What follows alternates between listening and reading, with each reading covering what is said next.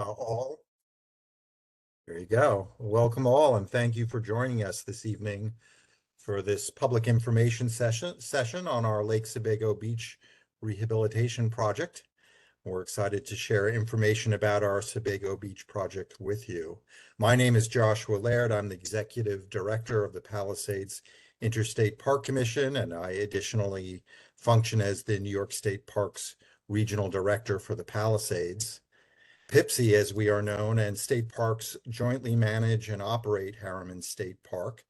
And we are both especially grateful to Governor Kathy Hochul this evening for supporting this project, the project we're here to discuss, with funding through the 2022 Clean Water, Clean Air, and Green Jobs Environmental Bond Act, making this, I believe, the first major state park project funded through the Bond Act. This is a very significant undertaking for us. Many of you may already know the history. Sebago Beach first opened to the public in 1952 and served alongside Lake Welch Beach and Lake Tiarati Beach in Harriman Park for 59 years. In 2011, Hurricane Irene caused extensive damage after a dam upstream of the beach became overwhelmed, was overtopped, and sent water crashing down through the beach facility.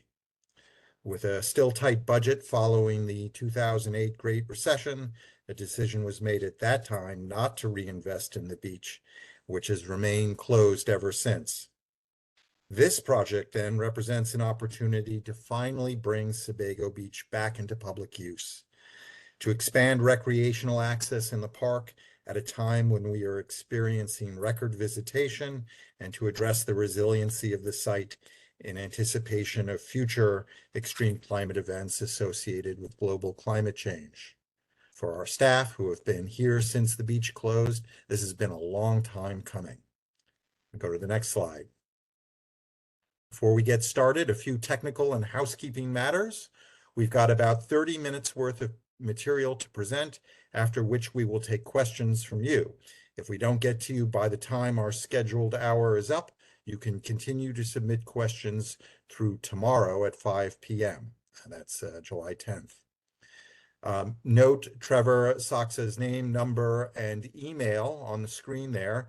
Please send your questions to him, and we will repost his contact information at the end of the presentation if you don't quite get it now.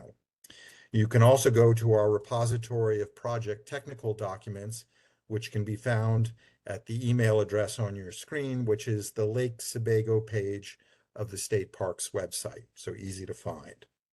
Go on to the next slide. You are all muted right now. Hopefully, you are still speaking well of us. To enable closed captions, look for the CC box on the left side of the menu bar of your screen. Please type your comments or questions into the chat box at any time so that we can address them after the presentation. And then lastly, to leave the event, hopefully at the very end, simply click the red circle with the X. Go on to the next slide.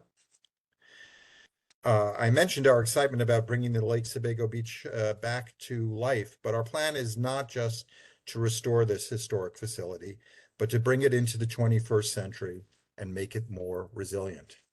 Our goals, therefore, include the restoration of historic beach features, such as the bathhouse, as well as expanded accessibility around the site and down to the water, improved water quality in Lake Sebago, introducing opportunities for flexible programming and activities, and addressing the resiliency and sustainability of the site over time.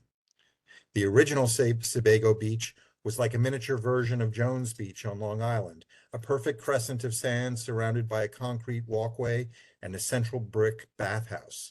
3 large parking lots accommodated as many people as could possibly fit into the facility.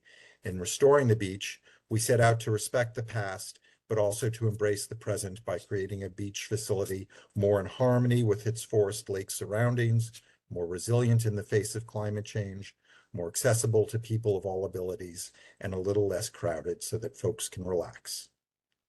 Okay, now on this slide, Although we are excited to simply share our plan with you, this evening's hearing is also designed to meet the requirements of our permit application to the New York State Department of Environmental Conservation. The applicant is the New York State Office of Parks, Recreation, and Historic Preservation.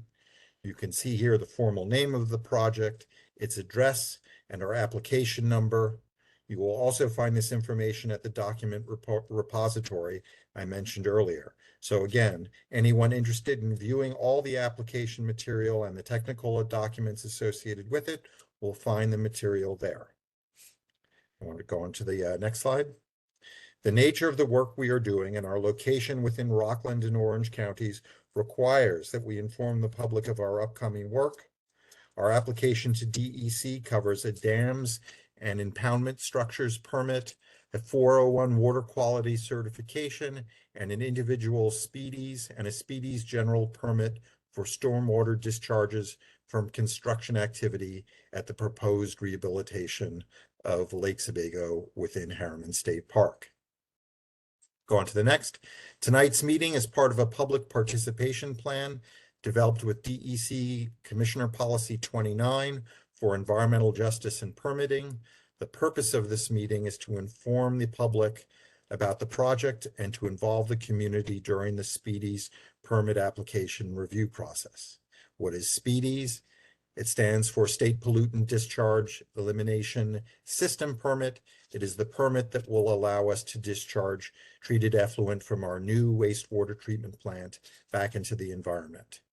So lastly, I want to introduce the rest of the team here tonight. PIPSI and State Parks are the client team and are represented by me, Trevor Saksa, our project manager, and others from our Palisades Regional Office and from State Parks headquarters in Albany. Our excellent design team has been led by Stantec Landscape Architecture. They were joined by Beyer Blinder Bell, Fido Studio, AKRF, KC Engineering, RL Young, Cinelittle, and Atlantic Testing. The firm Lero Hill is serving as our construction manager. So with that, I'll turn over the presentation to Gary Sorge, Vice President for Landscape Architecture at Stantec.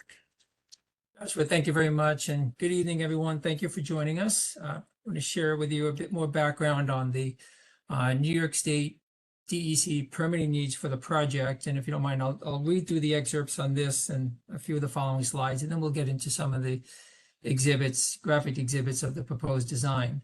So State Parks is seeking to reopen Lake Sebago Beach, its bathhouse, and the picnic areas within Harriman State Park to reactivate this area, which has been closed since 2011, Joshua covered previously.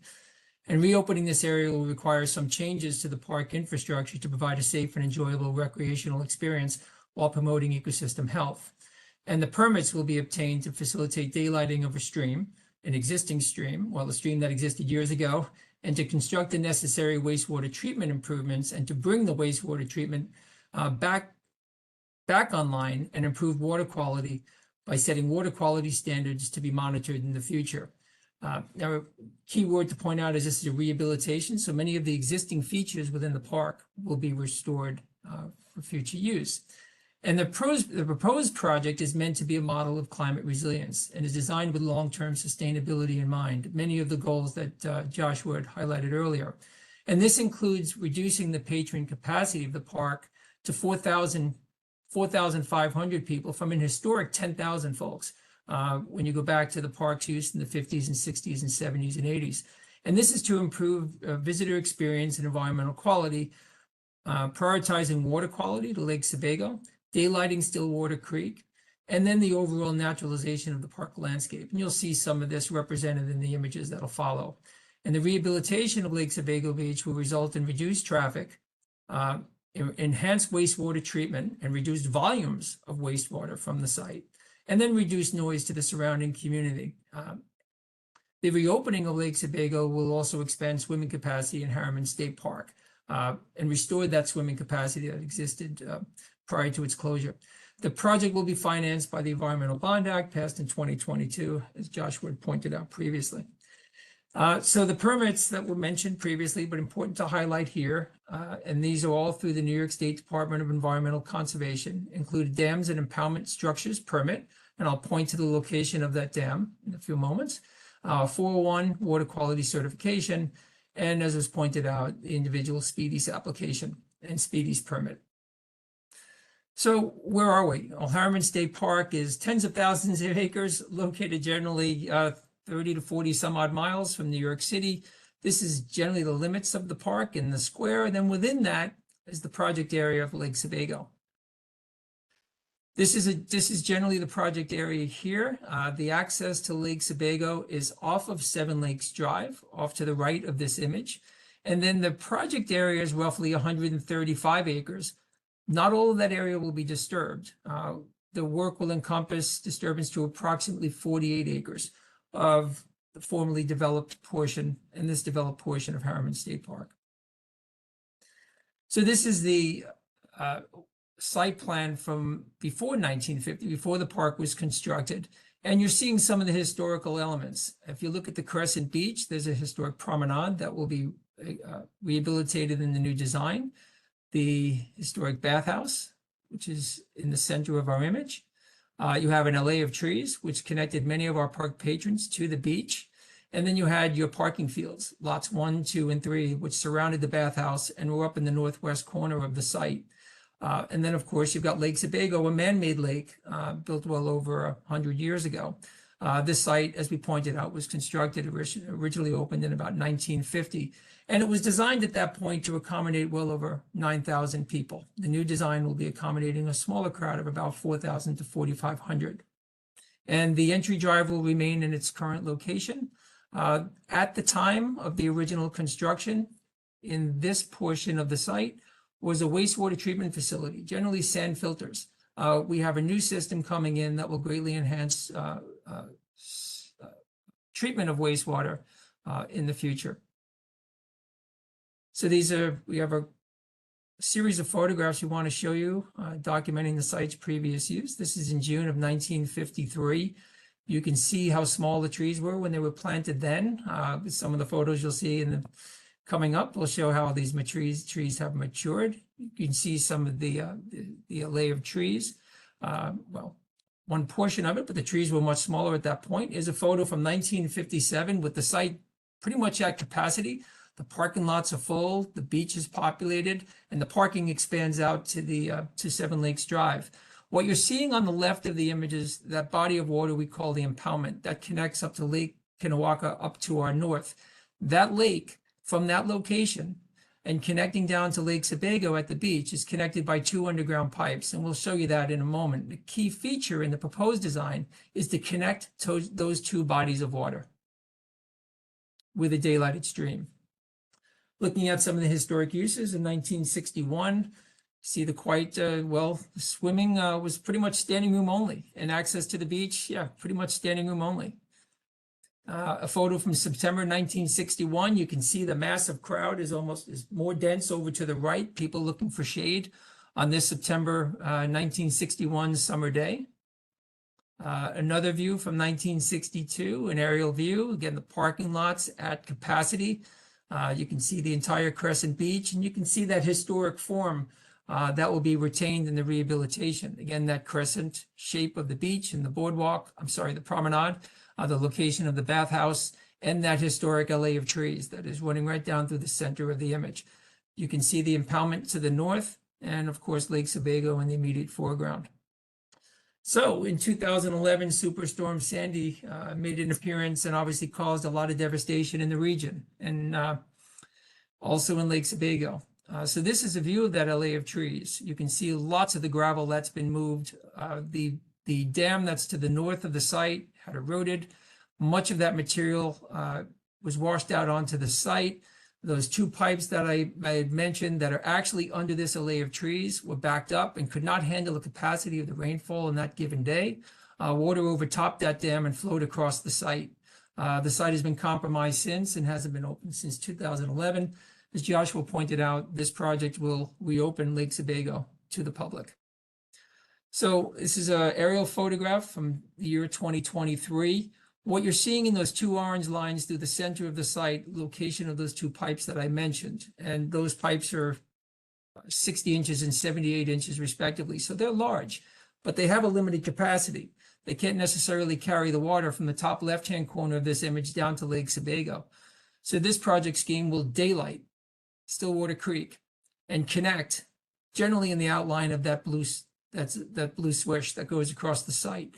When that stream is re-established, the two pipes will be abandoned in place. And that will greatly increase the capacity of the site to convey stormwater from the impoundment to Lake Sebago and avoid any occurrences that similar to what occurred in 2011 when Irene wreaked havoc on the project site. So two photos of the impoundment. One on the left shows the impoundment holding water. It's generally a lake. And then the condition on the right when the impoundment isn't holding water. So what you're seeing on the left is generally a condition where the water is backed up into that impoundment, where the pipes that are directly below us and begin at those two structures that you see in the foreground are not conveying water down to Lake Sebago. In the future, the condition will be more like what you're seeing on the right. Water will consistently flow through that impoundment, and then it will flow underneath. At this location where we're standing will be a new bridge. We'll show you that on the site plan, and we also have a rendering that shows it more clearly.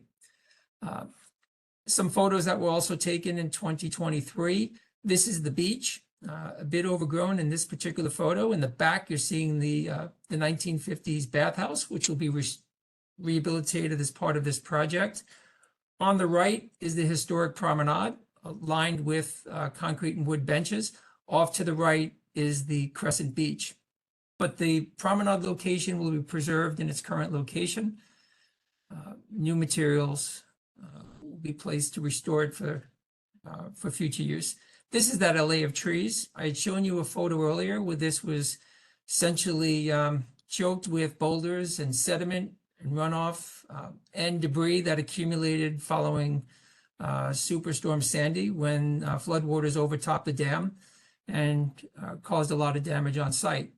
You can see how the trees on site have matured since 1950. So how people will experience the site now compared to how they did 60 or 70 years ago will be quite different because the trees on the site are mature, and we'll be protecting and preserving as many of these trees as possible. This is a view from the beach looking out onto beautiful Lake Sebago. The beach sand in this particular photo is not visible because we've had some plant material grow through that surface, and portions of the beach will be rehabilitated for future use. Portions will remain in a natural state as a freshwater wetland. Just want to repeat some of the goals that we shared earlier. They're important to remember. The project is a rehabilitation, and we have some historic elements that we're preserving, including the bathhouse, the alley of trees, the promenade, and the entry drives, and the configuration of the beach in that crescent form. The circles at the end of that promenade will still have a place in the new design. Water quality has been paramount since day one. This is a swimming lake, and we want swimming to be available to the public while the park is open. So water quality is key. Accessibility for all. Flexible programming, you'll see that in the design plan. Resiliency, having the site be able to withstand future storm events, and that is conveyed in the daylighted stream, having the capacity to withstand 100-year and 500-year storms in the future. And sustainability, the materials that were incorporated into the design, the sourcing of those materials, and really lightening the footprint, our carbon footprint on the environment. And so many of the park features are listed here. All of these features and improvements are incorporated in the design. I won't read them all. You can read through them, just take a quick glance at them, but everything from removing the dam at the top of the stream at Masonic Drive and beginning the daylighting of the stream. There'll be picnic areas, new restrooms constructed to meet the new park capacity.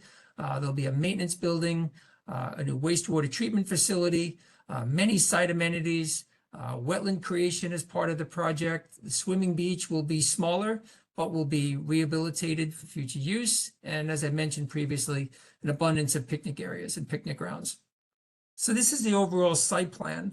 If we start in the lower right-hand corner, that is the entrance to Lake Sebago Beach from Seven Lakes Drive. We have a long entry road that brings you into the core of the park. So the site is fairly isolated, which somewhat remote, which gives it a really nice feel and character. You really feel like you're in a special place. As you're passing through the site, over on the left, highlighted there in that pink label, is the new wastewater treatment facility. That will not be accessible to the public and hardly visible to the public, but you know that it's a key accessory to the future use of the site and maintaining water quality in Lake Sebago. What you see in blue is the daylighted stream. And then we have our picnic areas, the main bathhouse, and you can see the crescent of the promenade that will be preserved and rehabilitated in the new design. But we take a closer look when I zoom in. The main parking field will be immediately north of the main bathhouse. That is here. And there'll be another parking location up to the top left to just cut off a bit from the photograph. But let's take a look at some of these primary features. The promenade with the two prominent circles at the end, the beach, swimming area, the wetlands on the eastern portion of that crescent. The promenade provides direct access to the main bathhouse, which will have restrooms, room for staff. It will also have a cafe and concession area for purchases. And then distributed all throughout the site are picnic and gathering spaces. Lots of picnic grounds and trails and pathways that can connect you to all the different amenities on the site. We also have a restoration of an existing restroom in the lower left-hand corner, a new restroom here that we call the North Restroom in the picnic grounds, and then the restrooms that will be available in the bathhouse. So restrooms will be readily available to all of the park patrons within short distance of their preferred spot within the park. Also nestled right here in the center is a games area. We'll take a closer look at that in a second. We'll also take a look at some of the picnic pods that are proposed.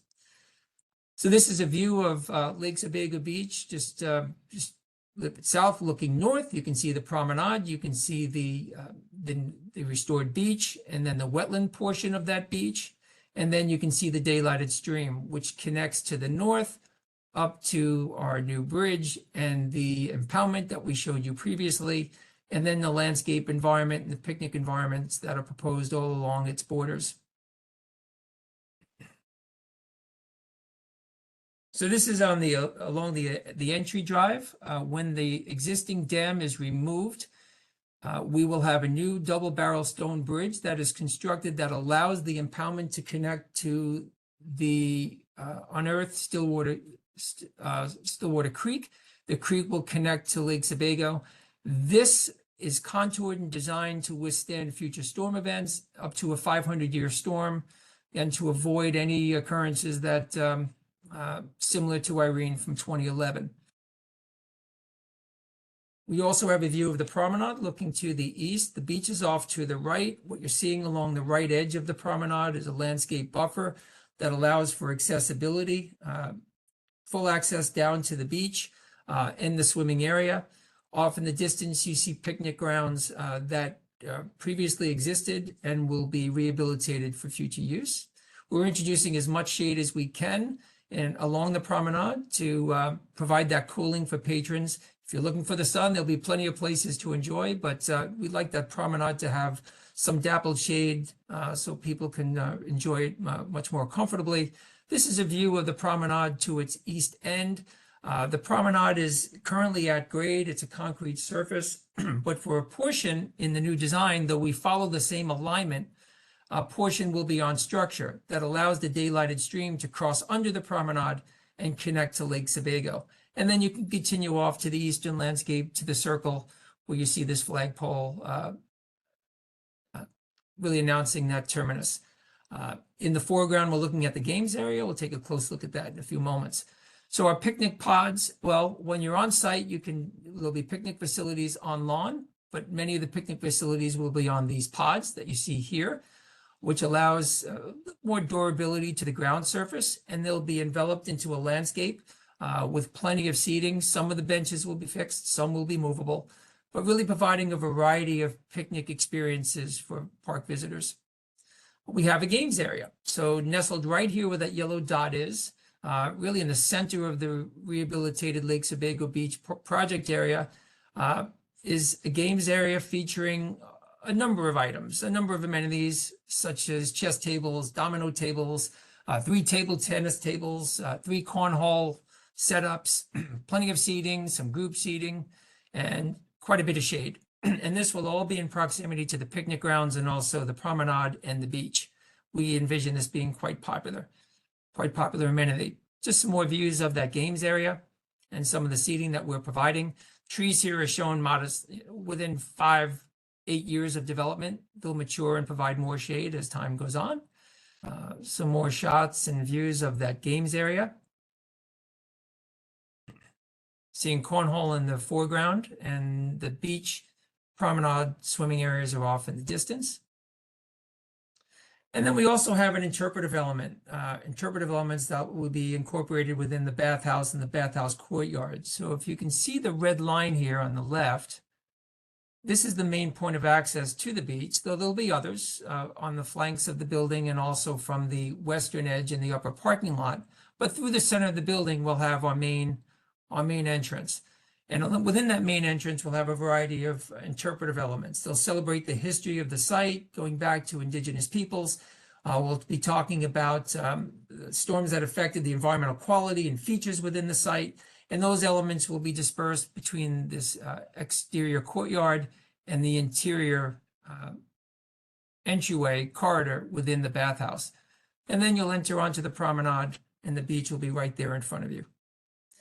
So we'll take a quick look at the schedule and where we stand with the project to date.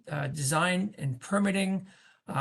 Design commenced in October of 2022. The design and permitting are expected to be complete by December 2025. Construction bidding and the contractor selection will be underway this summer and continuing into the fall of 2025.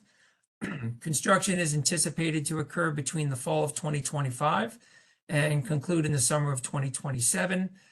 The beach opening is expected in the summer of 2027, so just 2 years from this summer.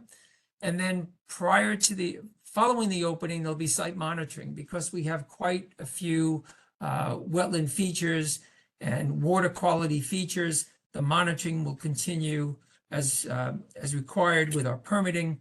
Well, that will continue after the site is opening, and that'll be the responsibility of state parks and Palisades Park Commission to monitor site for some duration after the site is open. But the patrons will be certainly permitted to visit the site during that time and enjoy these new facilities and amenities.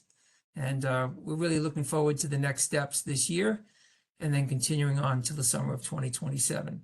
So with that, I'd like to turn it back over to Trevor, and we welcome any questions from the audience, and we'll address what we can within the time limits we have here, and then follow up otherwise over the next couple of days. So thank you for joining us. Trevor, I'll turn it back to you. Thanks, Gary. Great presentation. We're all excited to turn this design into a reality after a couple years of hard work. So as was mentioned before, my name is Trevor Sachs. I'm the project manager and the primary contact. You can reach out at my phone number or my email address that's on the screen there. We're hoping to get any questions that you may have by 5 p.m. tomorrow on July 10th.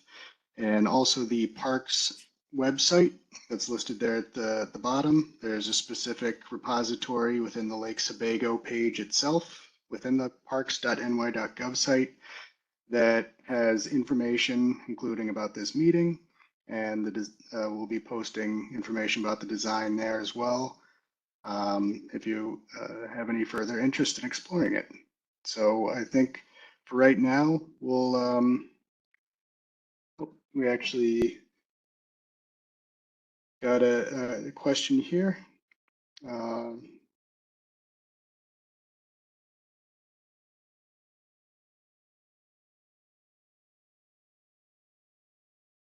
Okay, the first question is regarding traffic. So as a tenant of the area, I'm wondering what the plans are for traffic. In the 60s and 70s, there are lines all the way down Seven Lakes Drive. Excited that this will be happening. I think Joshua, I'll let you respond to this one. That's a good one. Well, I mean, I think the question almost answers itself. We were able to manage the traffic even at a time that Sebago Beach was open at a much higher capacity than it will be now. So our expectation is that, park already gets crowded on busy weekends, but that we will manage between exit 16 off the Palisades Parkway, Lake Welch Parkway, and then 7 Lakes Drive through the park to get people in as we do now.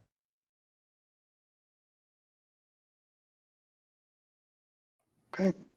And we have a second question regarding the Kanawake Lakes, that they have a significant invasive milfoil problem.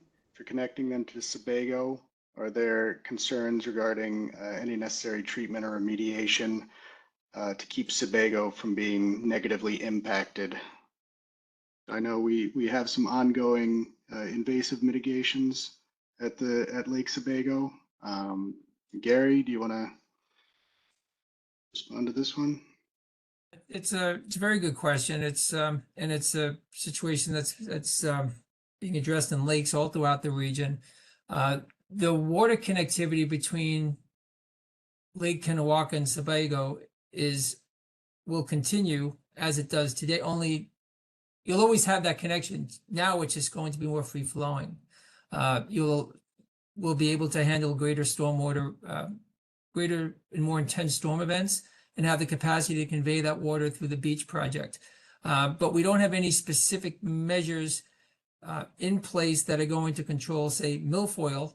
But we are introducing within this project a very robust plan of native plant materials, so that, and you'll have much moving water. We won't have any still water within the stream corridor connecting the impoundment to Lake Sebago.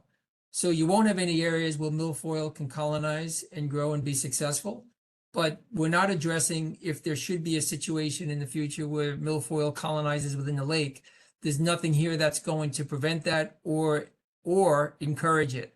But there won't be any locations within the Lake Sebago project area that will be suitable hosts for an invasive like milfoil. And I think at a broader scale too, state parks with our stewardship interests, combating invasives is just a part of what we do on a regular basis. You're always tamping down items as they pop up, especially up and down the Hudson Valley, where there's no shortage of invasives, whether on land or in the water. So we will be actively monitoring the site as we do with all of our construction projects, especially when you have newly disturbed land. That's the prime opportunity for invasives to take hold if you're not paying attention. So at Lake Sebago, we'll obviously be looking at it with a specific lens for anything that pops up during construction or post-construction, as Gary mentioned, the ongoing monitoring for multiple years following that. And then if there's any surprises, we'll rely on our stewardship specialists to advise us, along with any coordination with the Department of Environmental Conservation.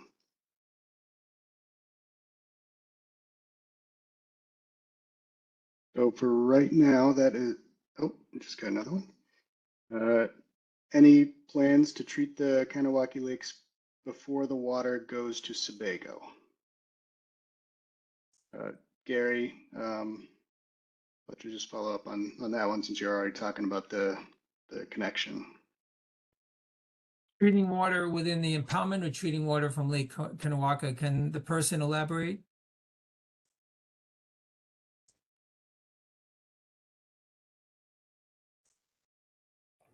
I think the question's regarding the treating the water in the lakes themselves. I know that the state has an ongoing program for treating hydrilla. For some of the other nuisance invasives like milfoil, we're not involved with those discussions with state parks at the current time.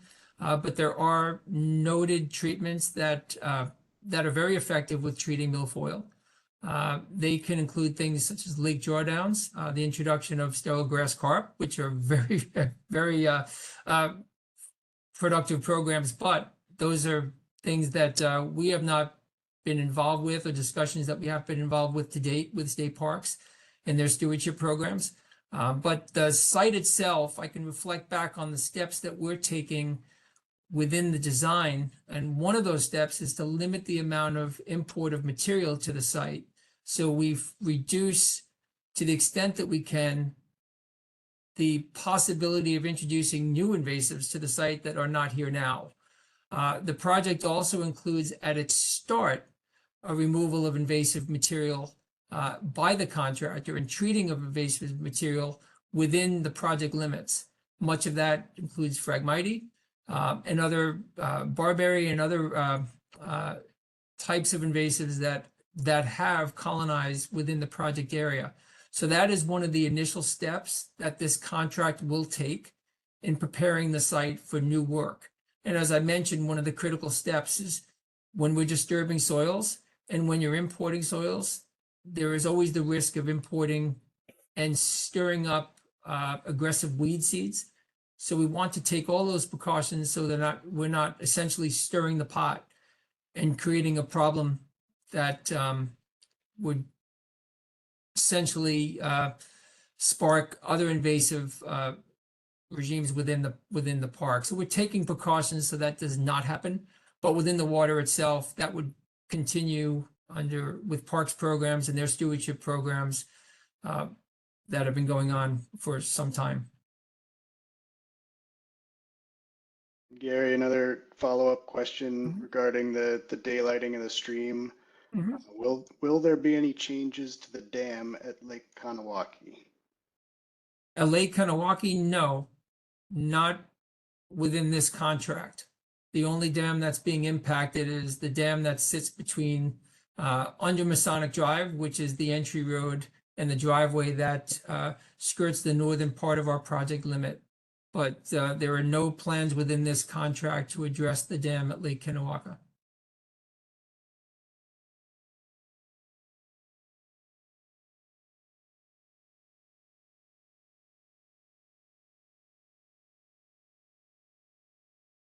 Okay, so no further questions at this time. We'll wait a little bit to see if any more come in.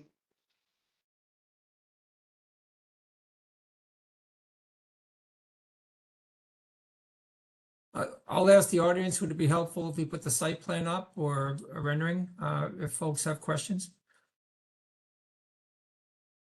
Or Gary, you want to flip back to the overall design plan? Yeah. Just bear with me while I just go in reverse here, folks. Get to the overall site plan. I'll leave this up for now.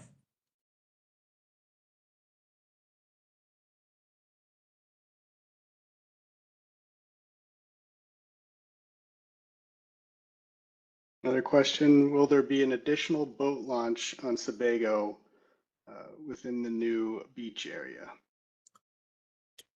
Not within the So- project limits, no. But that is not sort of an omission. I'll just note that we did discuss adding boating from the project, and there was a boat rental historically at the beach, but I think the conclusion was that at the time the beach was still open, boating in that area of the lake was a problem, that the prevailing winds were blowing boats into the beach, which created a lot of conflicts. And so we made a decision not to include that here.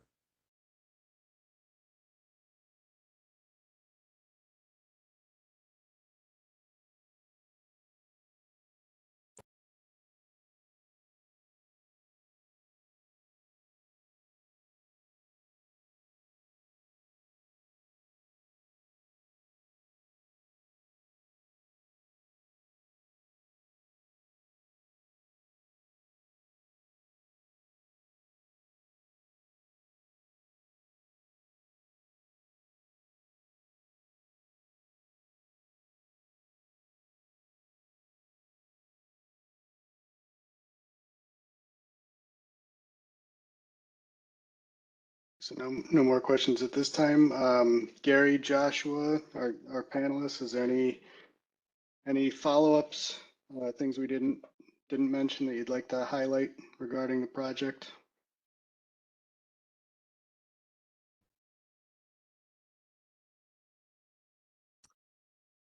You're muted, Joshua.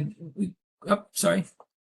I'll just say, I don't have anything really to add than to say I did not mean to be glib before about traffic management. It's always a challenge on beautiful summer weekends. For July 4th, just this past July 4th, we had an almost, complete shutdown of Harriman and Bear Mountain because of the visitation, and all of our swim facilities everywhere in the region hit capacity. So we do know that, but this project will provide almost 1,000 more parking spaces within the park. So, the issue is not that there aren't enough acres in the park. It's always that there's no place to put the cars. So in a way, this will relieve pressure that we feel at Lake Welch, which is just down the road. It will give those cars that normally park on the shoulders, at least a portion of them, someplace else to go. Gary, we got another question here regarding hiking trails. If there would be any new hiking trails from the site connecting to the old road and any of the other lakes? Not as part of this project is, I think, the answer. Gary, do you want to? Yeah, the connections that exist now will remain. So if I'm off on the west side of the site, the pathways that are here, though they won't be restored or rehabilitated as part of this project, these connections here, this connection here will continue. The connection off of the main drive, heading north up to these campsites, to the northern campsites will remain. If you were to continue along the pathway east, on the east side of the lake, these pathway connections will exist, and they actually connect to the overhead power lines that provide a pathway that will take you further to the south. So we're not interrupting any of those passageways, just that the limit of our restoration takes you generally to within the view of what's on your screen. There is, Trevor, you had asked if there's anything else we'd want to highlight. If you remember the photos we had shown you from past years, we were years ago, this was wall-to-wall parking where my cursor is circling that area. The main bathhouse was a parking and continues and will be parking in the future. This eastern landscape was predominantly parking as well. So this is all becoming, this area will all be either picnic ground or the daylighted stream. So we are converting much of that parking area to useful patron space, picnic space, which leads into some of the water quality improvements and site sustainability goals that we've been talking about since the beginning of the presentation. The site was generally overburdened. There was too much that could be, it was too much use, too much pressure, too much strain on the property. And when you look at the modern day standards of how many restrooms you need for the population, the volume of wastewater that's produced, the site as it was originally constructed 75 some years ago was not a sustainable solution for today. But what is and what will be provided is much more useful space and enjoyable space for the folks who are here. More green space, more naturalized space, far better stormwater management, daylighting of the stream and naturalizing that edge and having far greater stormwater capacity to convey water from the north, from Lake Kennewaka down to Lake Sebago. So when we use, and we had mentioned earlier, the naturalization of the site while rehabilitating all of the existing and the key existing amenities that were here previously, that's all being accomplished in this design. We're bringing in a state-of-the-art wastewater treatment facility, which is out of sight to park patrons, and it's will really be advantage to maintaining and controlling the nutrient loading within Lake Sebago, which goes back to the person's question about invasives. If we're reducing the nitrogen and phosphorus, that can greatly reduce the amount of vegetative growth that you can have, or unwanted vegetative growth that you might have in the lake. So all of these steps, all these incremental steps were included in the design to greatly enhance patron experience and improve water quality and make sure that we have swimming capacity here at Lake Sebago through the summer months in the years to come. Thanks, Gary. And another question, just highlighting the capacity of parking spots to confirm that. I believe we ended up around 900 parking spots between the different areas. Gary, is that correct? Yeah, we have between 900 and 950 parking spaces between this northern lot here, which will be a turf parked area.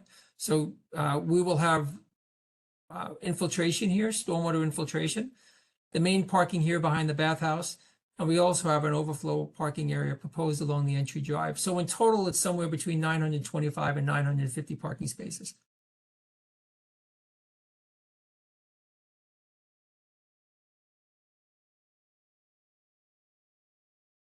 So needless to say, when we talk about, maybe 4,500 visitors, that's a function of how many parking spaces do you have and how many people, on average are in each car. And of course, we will, people are invited to, we have plenty of cyclists on Seven Lakes Drive who will be, welcome to visit as well as, or people hiking from other destinations in the park. So the number, depending on the day, could be a little bit higher in terms of people sitting on the beach or in the picnic grounds. And also the number of patrons translates to the number of restrooms that we need to provide. So if you consider that half of the main bathhouse is restrooms, we have a new restroom being constructed here that we're calling the North Restroom, and an expansion of an existing restroom that we call the South Restroom. Those restrooms are required to meet by code a 4,500 person capacity, user capacity. If we had 500 more people or 1,000 more people, we'd have to design and build additional restrooms by code to meet that capacity, to meet that proposed capacity.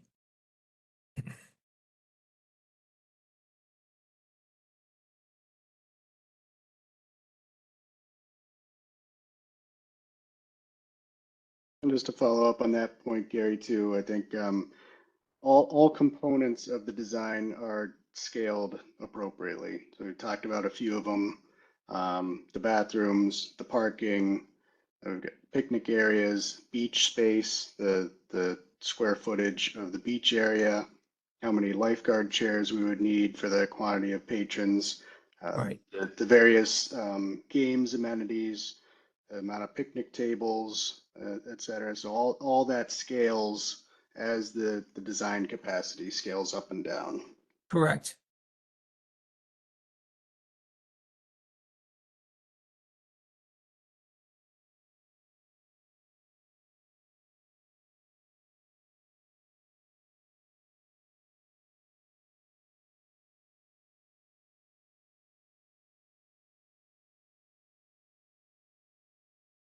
No more questions in the queue at this time.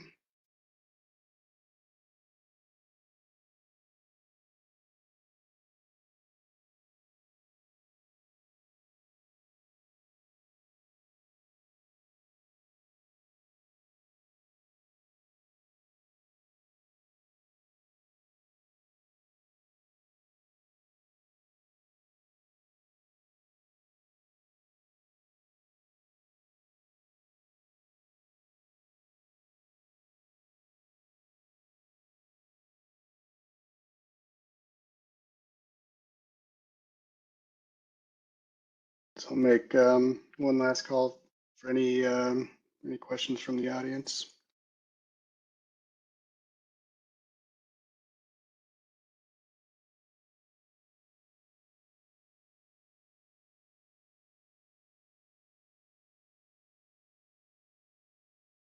Trevor, as you mentioned, this slide deck will be available in the project repository. I'll go back to that link. So folks, if you want to take a picture of the screen or this presentation will be posted in the coming day or two, I believe. And you'll be able to read the text and glance into the images at your leisure and your pace. And if you don't have the specific hyperlink there, if you navigate to the New York State Parks website, to the Lake Sebago specific subpage, you'll be able to find the information there.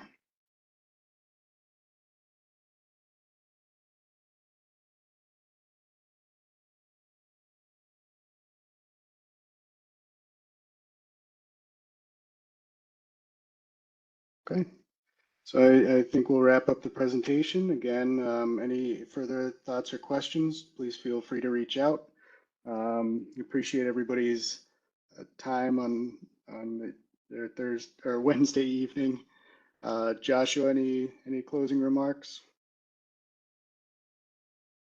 No, just on behalf of the Palisades Commission and the region and state parks, we're all, I think, to a person, excited to bring Lake Sebago back into operation. It's been a wound on all of our psyche since the facility closed, and we look forward to seeing you all there 2 years from now.